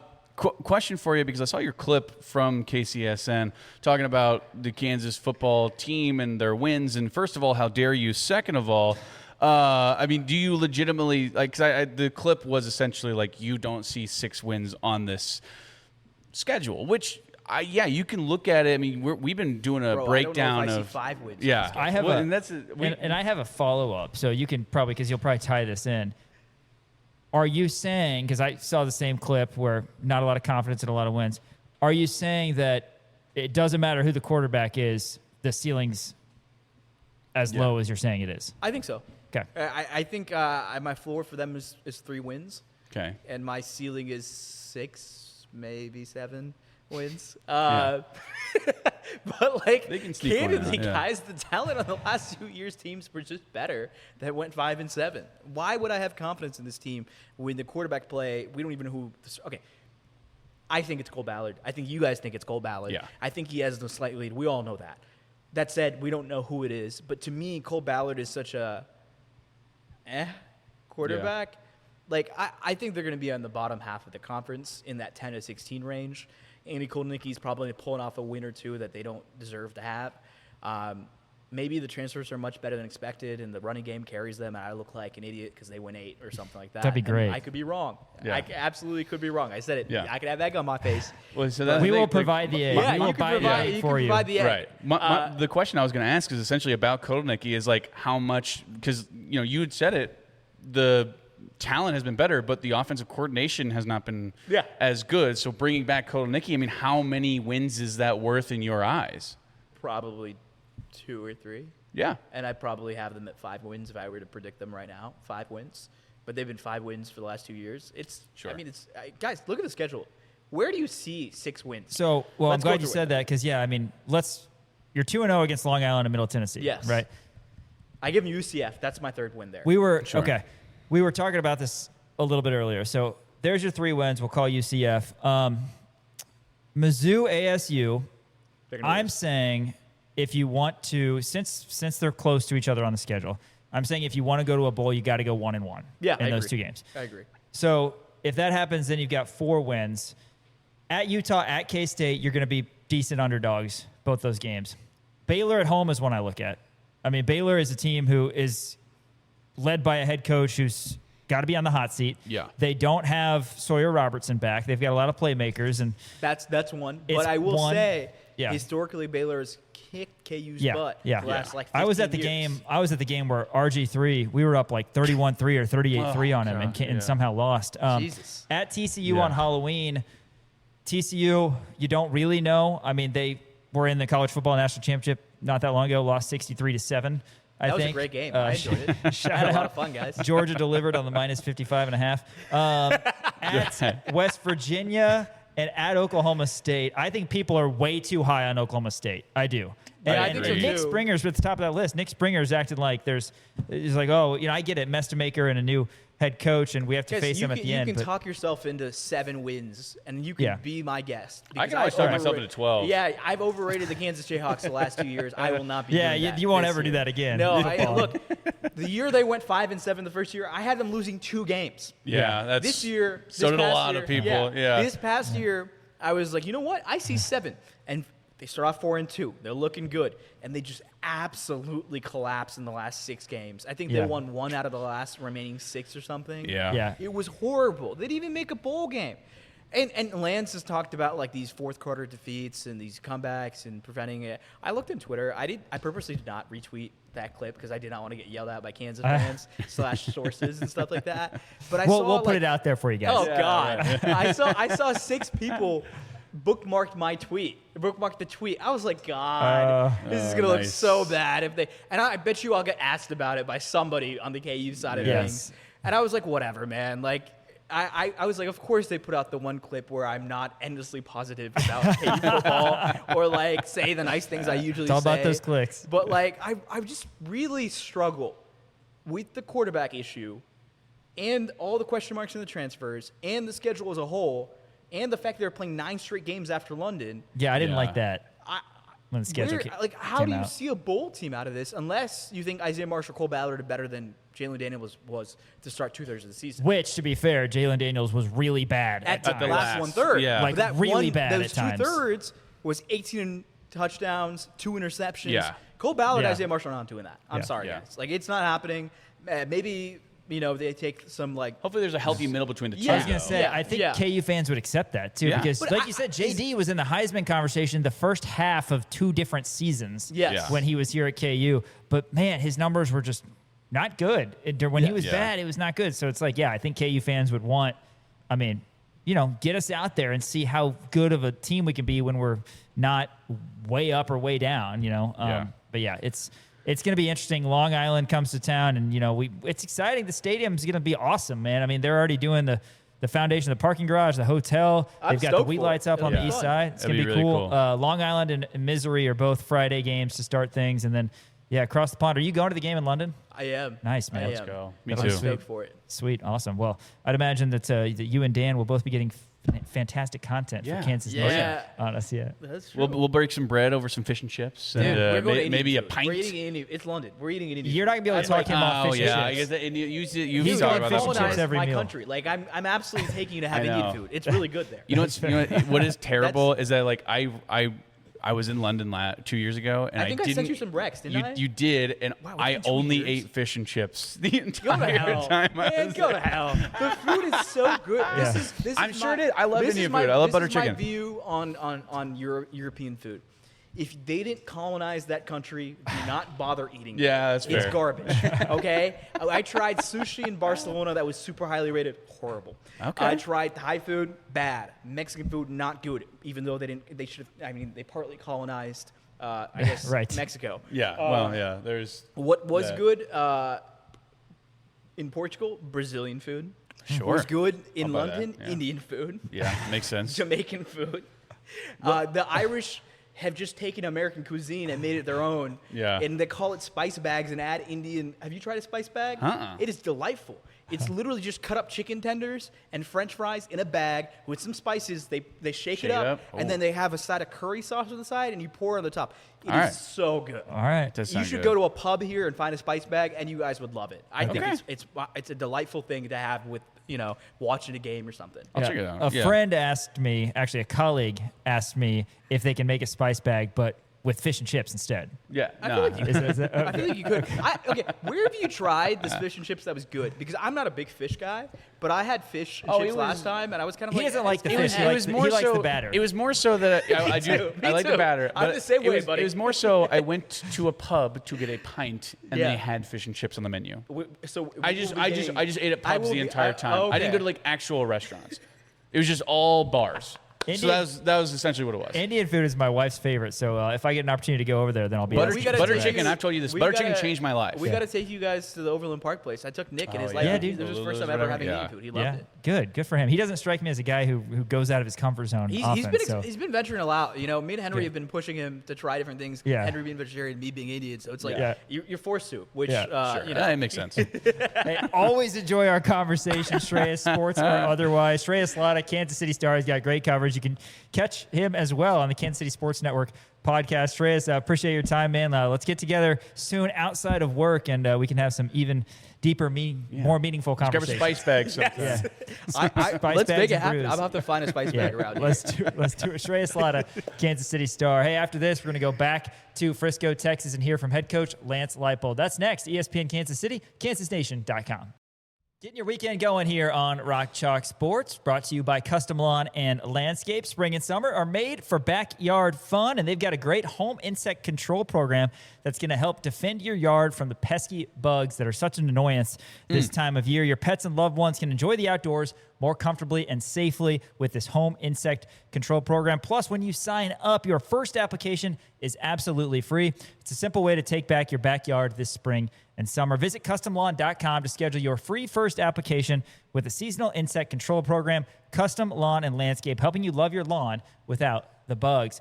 Dan, before we get to Lance Leipold with ESPN Wichita earlier this week at Monster Energy Big 12 Football Media Days, John Riggins. Yeah, How about the Washington football team honoring the former Jayhawk legend? The Centralia Comet. That's not what his nickname was. But, shout out to John Riggins. He's going to have his jersey retired for the Washington Commanders. That's going to be this year. About damn time is what I say. I mean, it's unbelievable that it's taken this long. One of the greatest, running backs, at least in Washington's history. I mean, he's a Hall of Famer. Did he win Super Bowl MVP? I think he won Super Bowl MVP that year.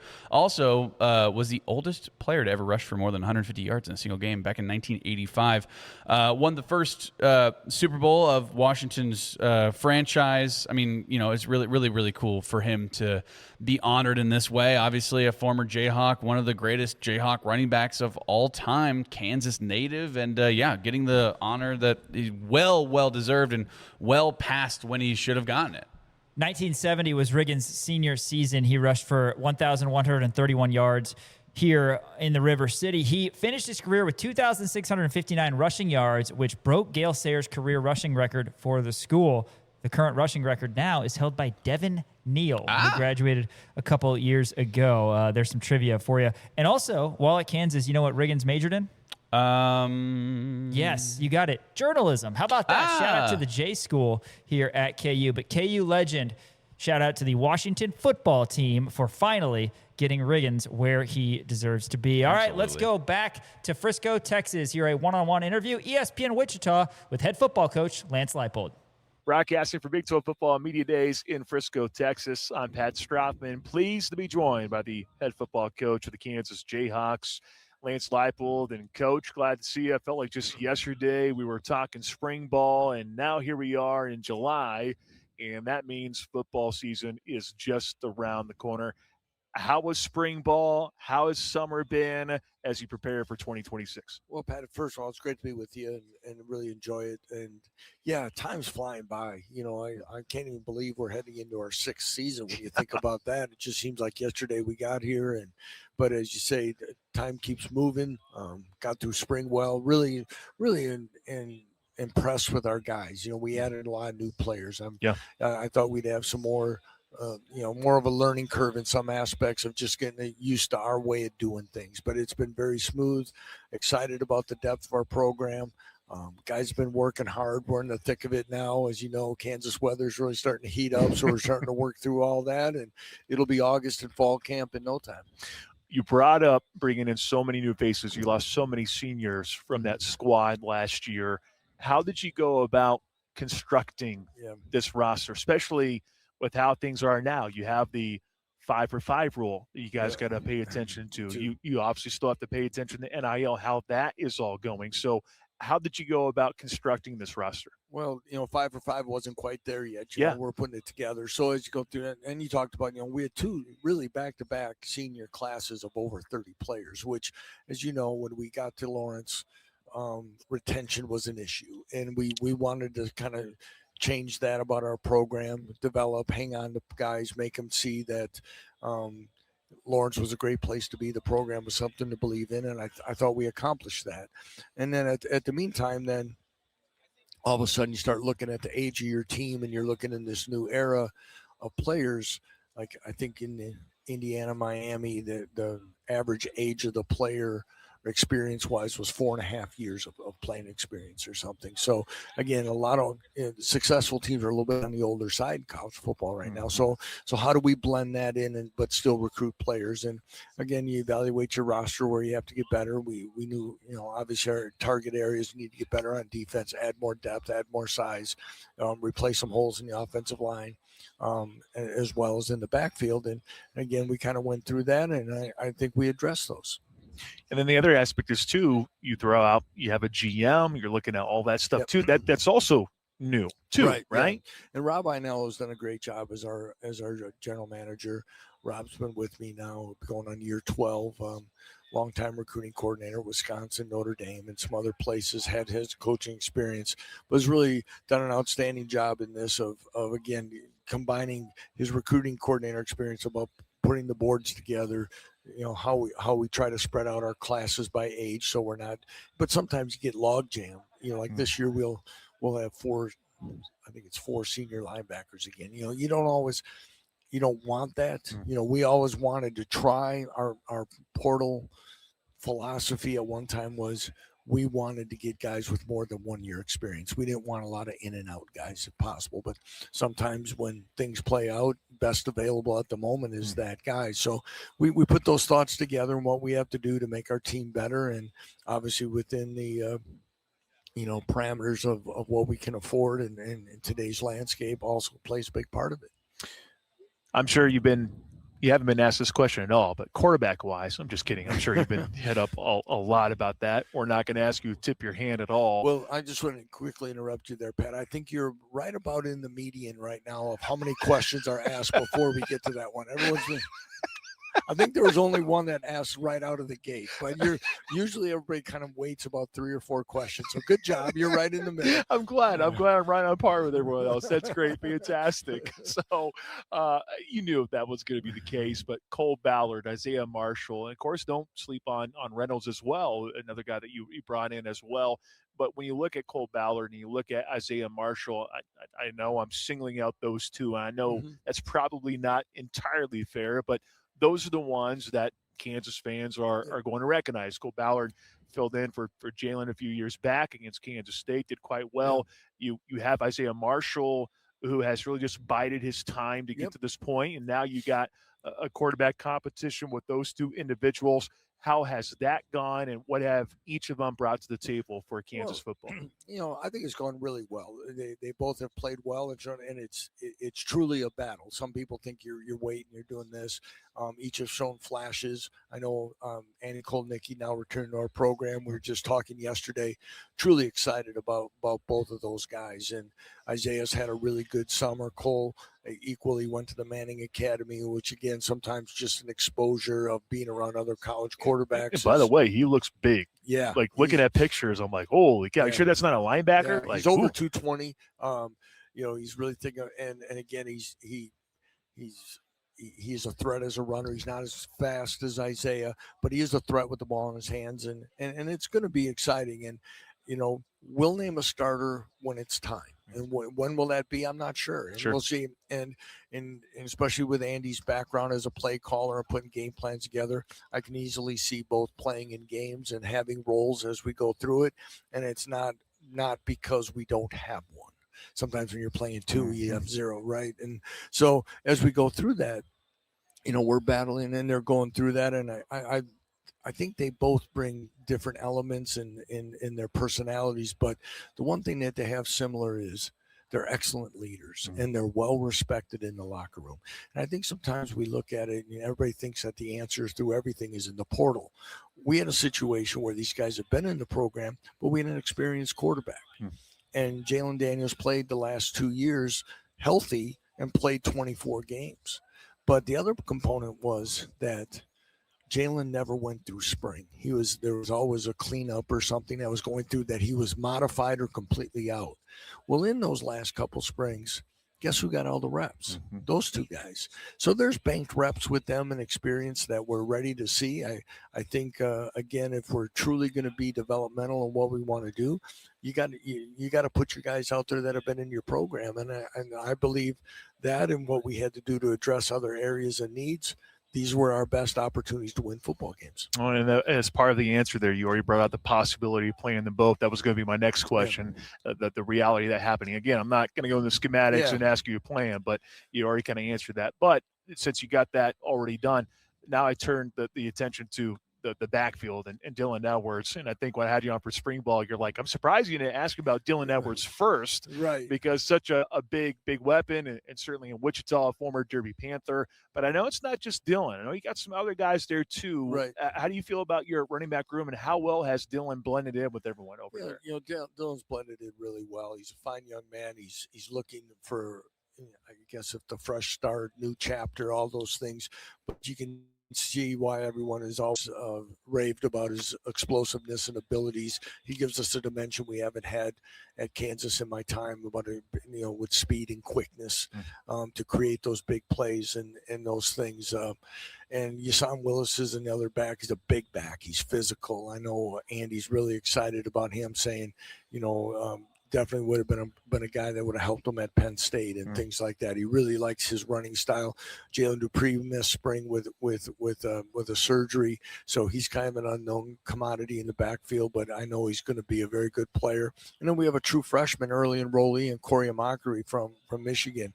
That is, I don't want to say put pressure on, but he's, as far as an early enrollee, physical development and his ways of going about things reminds me very much what Devin was when he arrived. He's got a want to, a learning that he's in there asking for help. He's got the size and physical development that sometimes you got to wait for a guy to get him in the weight room and do something. He's strong. He's fast. He's learning the system. He's learning college football. But again, that is a room I think that will have many options to go to. A lot of new faces in the wide receiver room. You have Cam Pickett returning, and that's the one I think everyone's going to look at.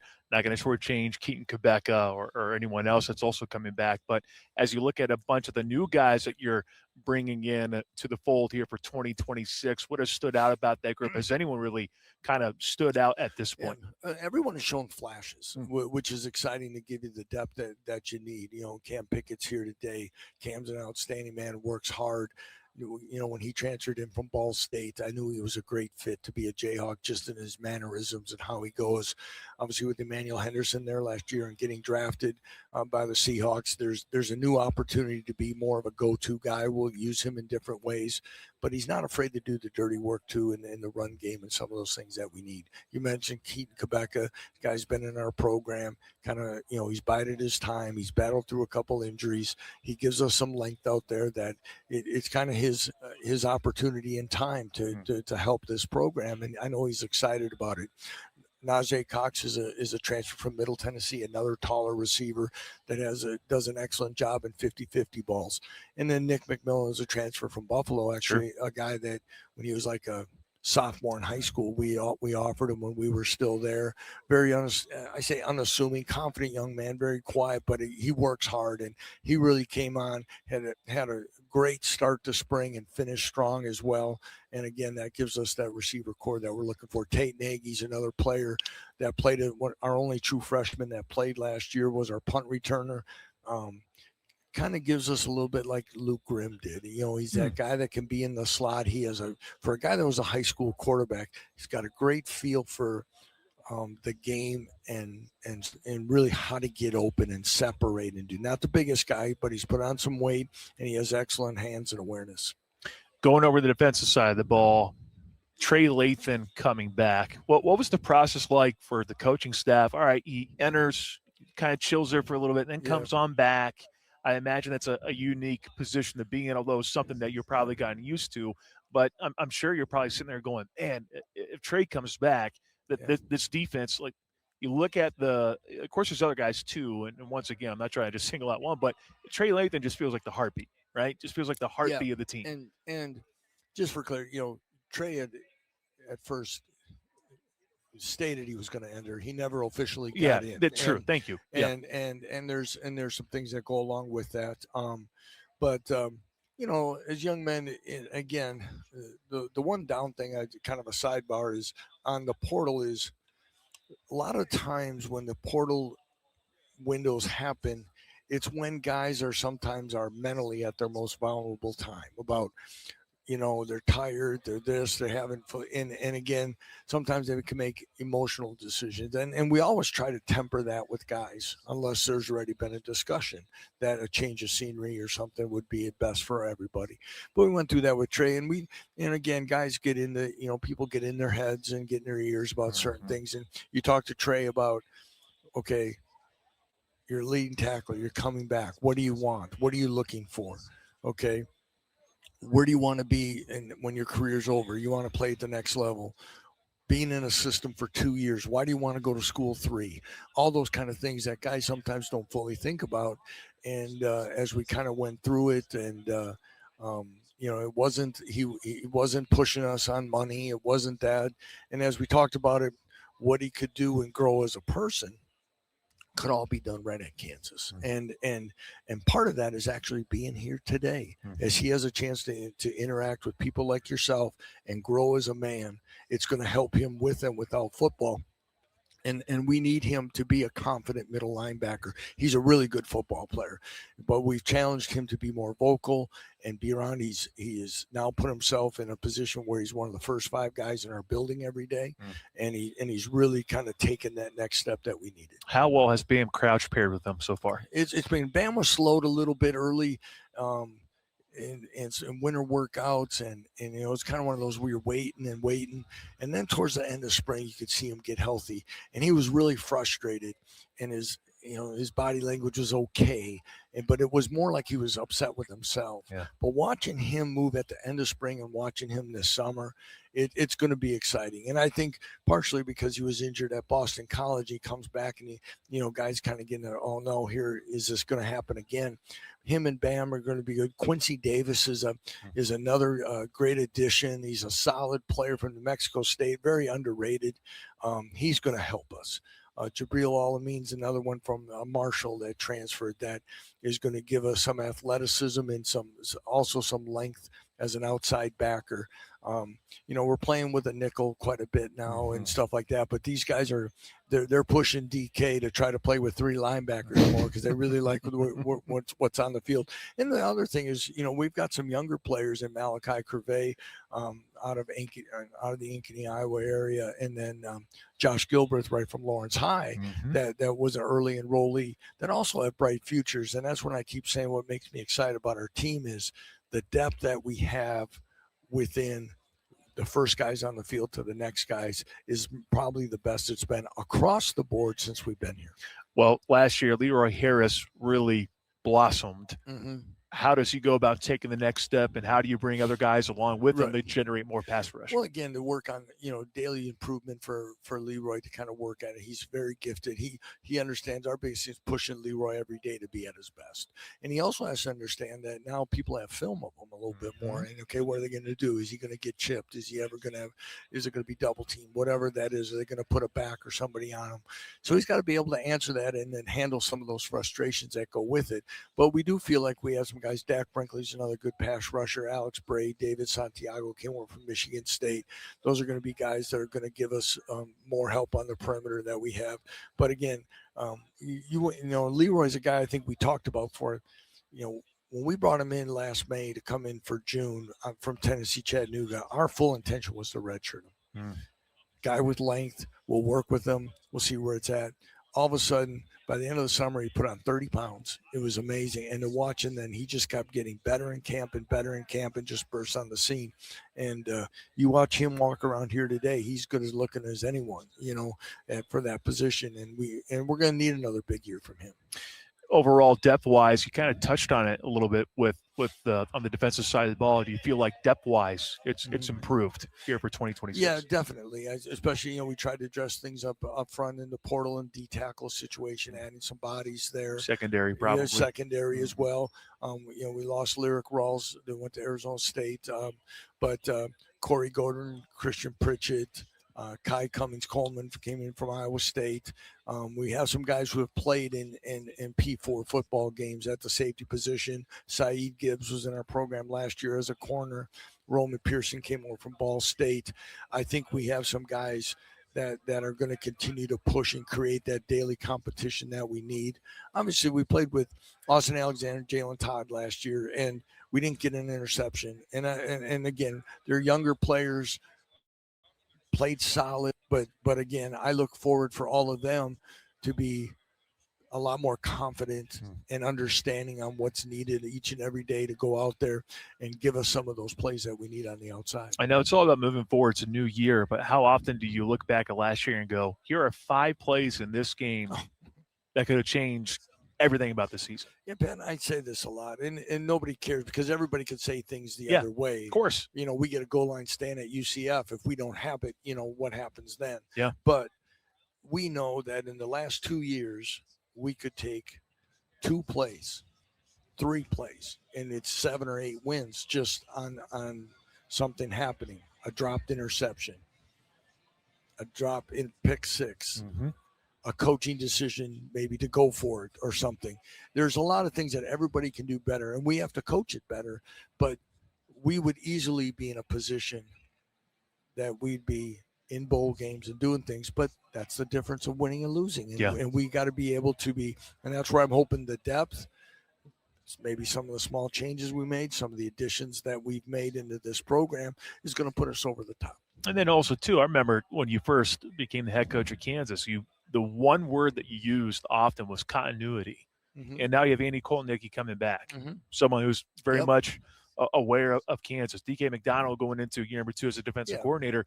It feels like that's also part of the process too, right? Having those guys come back and once again building on that continuity, because you mentioned that so often when you became the head coach of Kansas. And because of what Kansas had been, and that's really what was important. But the other thing is, even when Travis and I talked at the end of the year about staffing, and even fully before the getting Andy back really gained its momentum and doing things, I said this. I said for Travis, for myself, for any of us in a job, are we better year 2 of a job than we are year 1?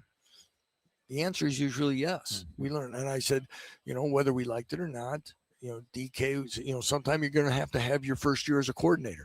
Jim was going to have his first year back as being a play caller, first time at the Power 4 level. There's things there that, again, we're going to be better. And that's why I want to believe in our staff and do those things. Now, you have the opportunity to add something to your program that knows your program, knows the culture and the expectations, but can do some added things as well. That's why we brought Andy back into this thing. You ready for the stadium noise, the construction noise to be done? Well, does that get to a coach? I don't know. That'll be in 27, hopefully. But it's starting to come to shape. And I said this earlier today to somebody. Andy said it when he came back. He goes, I don't think you guys understood how much displacement can take you out of rhythm and what you do. I'm not going to say it as an excuse of cost us a game or 2 or whatever. But there are, he goes, I don't think you guys, but again, you put your head down, you go to work, and where it's at, noise or noise, I don't know if it's as much noise or dust and all the things that happen, but it's exciting times. And again, it's a credit and tribute to our, university and our administration to make a project like that really happen.